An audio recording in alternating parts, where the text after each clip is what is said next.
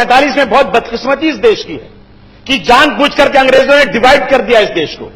कुछ लोग पाकिस्तान चले गए, कुछ हिंदुस्तान में रह गए। अध्यक्ष महोदय, उस वक्त दिल्ली के जामा मस्जिद से मौलाना अबुल कलाम आजाद ने तकरीर किया था कि मुसलमानों मत जाओ इस मुल्क को छोड़ करके, ये तुम्हारे बाप दादाओं का मुल्क है, तुम्हें ताजमहल का हाउस में पुकार रहा है, तुम्हें लाल किले की दीवारें चिल्ला चिल्ला कर रोक रही हैं, तुम्हें जामा मस्जिद का मीनारा पुकार रहा है, ये तुम्हारे बाप दादाओं का मुल्क, ऐसे छोड़कर मत जाओ, तुम्हें यहां इंसाफ मिलेगा, यहां का संविधान बनेगा जिसमें हिंदू मुसलमान सिख ईसाई अमीर गरीब सबको एक नजर से देखा जाएगा। मगर आज क्या हो रहा है इस देश के अंदर?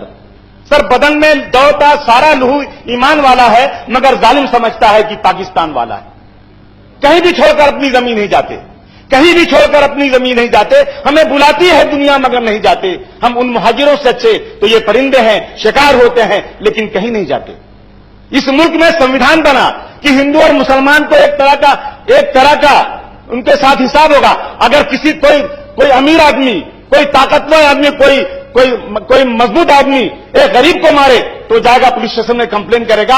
और डॉक्टर भीमराव अंबेडकर का कानून कहता है कि आसमान की ऊंचाई पर बैठा हुआ, चाहे रिलायंस हो, टाटा बिरला हो, या दुनिया की बहुत बड़ी ताकत हो, या भीख मांगने वाला कोई दलित या मुसलमान का बेटा हो, उसके साथ एक तरह का कानून होगा। लेकिन नहीं हो रहा इस देश के अंदर। मैं पूछना चाहता हूं आज कि आज हिंदू मुसलमान सिख ईसाई की बात कर रहे, बराबरी की किधर है? 6 दिसंबर 1992 डॉक्टर भीमराव अंबेडकर की डेथ एनिवर्सरी, वो दिन क्यों चुना गया बाबरी मस्जिद को शहीद करने के लिए? कौन से कोर्ट ने फैसला किया था कि बाबरी मस्जिद को शहीद करो? अगर कानून नाम की चीज है, शर्म आना चाहिए उन लोगों को जिन लोगों ने डॉक्टर भीमराव अंबेडकर के डेथ एनिवर्सरी के दिन इस देश के कानून की धज्जियां उड़ा दिया और गर्व करते हैं कि हम इस देश में गर्व करते हैं। आज भी शर्म करो और ये तय करो कि बाबरी मस्जिद को उस जगह बनाएंगे। और इस कोर्ट सबसे बड़ी चीज होती है, कोर्ट जो फैसला करेगा सर झुकाकर दोनों समुदाय के लोग उस बात को कबूल करेंगे। ये देश के अंदर होना चाहिए।